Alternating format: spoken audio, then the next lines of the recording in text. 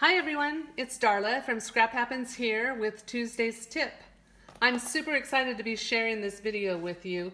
As promised, I'm going to teach you how to make this beautiful sunset and these beautiful sunsets.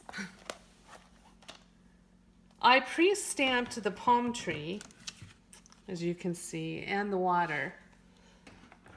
For the palm tree, I used the Pop of Paradise stamp set. I actually used the pineapple. And for the fronds and the water, I used the Fabulous Flamingo stamp set. It's a great stamp set. So to get started, you're going to need some melon mambo, pumpkin pie, and crushed curry ink. I'm going to use a little Bermuda Bay ink to just sponge in the water. When you sponge, you want to start off the edge of the cardstock so you don't get those circles from your dauber.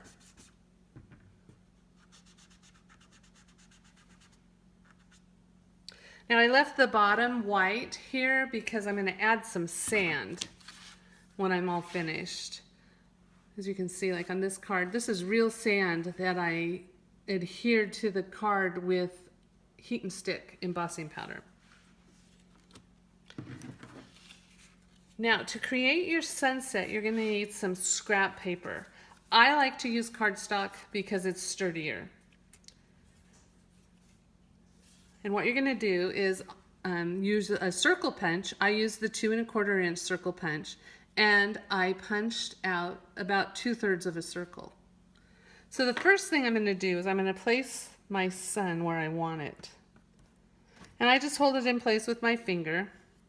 Then I'm going to take my crushed curry ink put it on a dauber, start off the side of my paper cardstock there, and just ink it up with the crushed curry ink.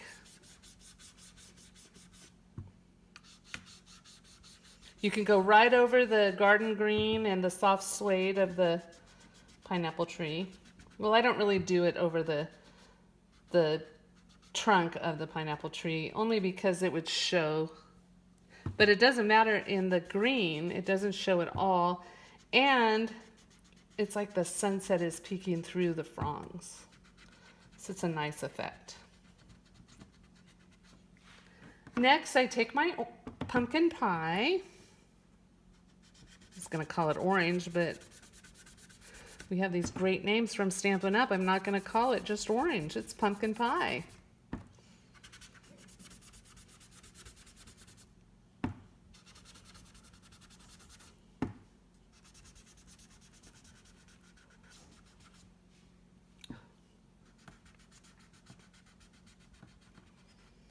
Oh, I had a little water there, so I had a little mess up, but we'll see if we can cover that with the melon mambo ink.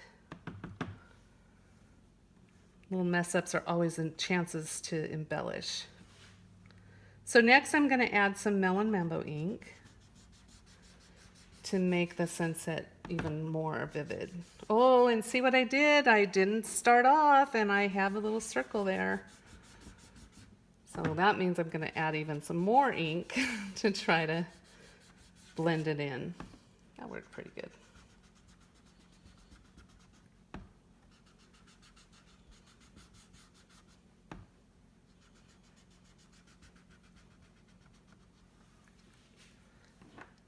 Then I like to go over it with a little more orange.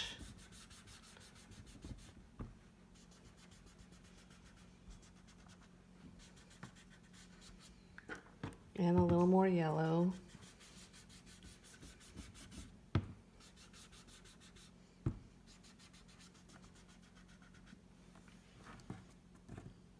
That leaves a white spot where your sun's going to go. So for that, you're going to use the other piece of cardstock with the cutout, the circle cut out, and you're going to just put it on your water over that space. And you're going to do the same thing. Start with your yellow. This has been used a few times. I've had a few takes. First, my mother-in-law called. I'm using my phone to videotape it. My mother-in-law called. And I was almost done, so I had to start over. So, and I've messed up a few times, so I had to do it a few times. That's why I like to use cardstock, because you can use it over and over. It's really sturdy. There, I added the pumpkin pie. And now the melon mambo. I really like to get it in there deep. So it's a really vivid sun. And a lot of people like to put a cover over the water part so they don't get ink in there. But I really like to make it look like the water's kind of going into the sun, into the water. Like the sunset is going into the water. I didn't say that right, did I? Well, it's my first video, so I'll get all the kinks worked out.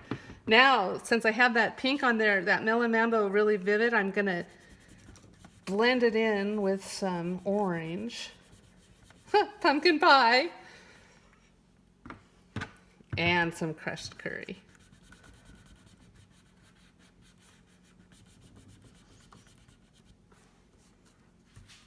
Now I have a little bit white edge there, so I'm going to move this up just a little bit and add some more of the melon mambo.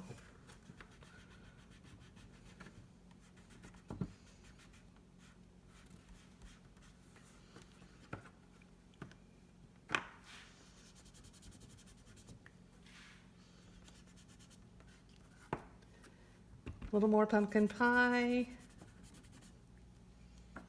And just a little bit of the crushed curry. And there you have it. A beautiful sunset. Super easy and just gorgeous. I hope you'll give it a try. Hey, thanks for stopping by today. I'll see you next Tuesday for another tip.